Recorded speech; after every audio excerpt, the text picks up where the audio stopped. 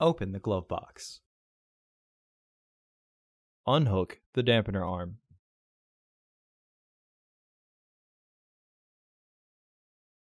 Remove the two stoppers in the glove box.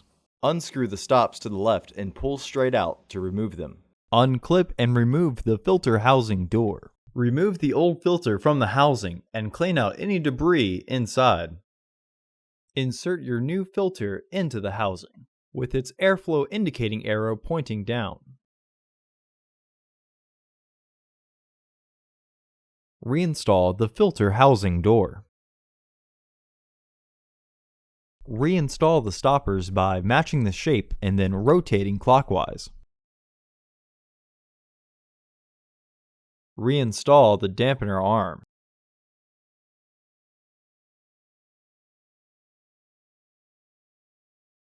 Close the glove box. Order your parts today at filterheads.com.